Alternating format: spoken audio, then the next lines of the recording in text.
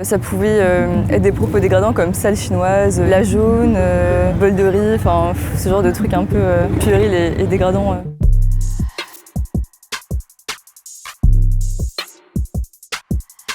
Donc, je suis française, mes parents sont aussi français. Plus précisément, ma mère est vietnamienne indienne et mon père italien algérien.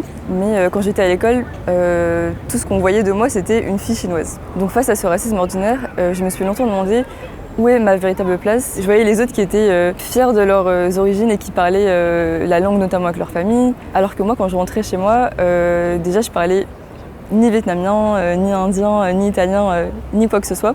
Donc ça freinait un peu le sentiment d'appartenance, parce que ma mère, elle tenait pas forcément à me transmettre la culture, les valeurs ou la langue, comme elle cherchait un peu à s'en éloigner. Si j'avais su parler vietnamien quand j'étais petite, ça m'aurait permis d'avoir un lien beaucoup plus fort avec ma famille et un lien d'identification beaucoup plus fort aussi. Dans ma vie d'adulte, je subis encore des remarques racistes, mais elles sont plus uniquement racistes, elles sont aussi sexistes. Par exemple, quand je rencontre des personnes, notamment des hommes, je peux entendre des phrases assez stigmatisantes comme les femmes asiatiques sont soumises, elles sont douces, elles sont travailleuses.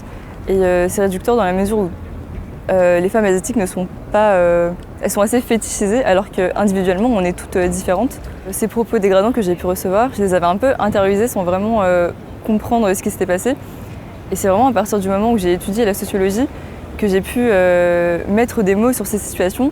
À partir de là, j'ai compris aussi beaucoup de mécanismes liés au fait d'être racisée et d'être une femme. Il y a une expérience qui m'a marquée, c'était lors de mon stage au sein du Défenseur des droits. Donc il y a un jeune homme blanc qui avait posé une question, il me semble, au sujet du Brexit. Et j'ai répondu à la question et il m'a dit « Toi, vu ton apparence physique, tu ne dois pas avoir de culture générale ».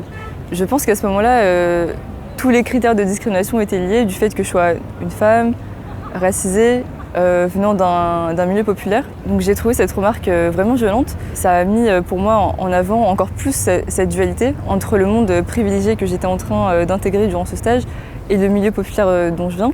Toutes ces remarques sexistes, racistes, stigmatisantes, ça m'a pas freiné dans mon ambition de devenir juriste ou autre dans le domaine de la lutte contre les discriminations et de travailler pour les droits humains, même si c'est un milieu qui est plutôt privilégié et qui est éloigné de mon milieu d'origine. Même si je ne suis pas perçue comme légitime, je compte bien y entrer quand même.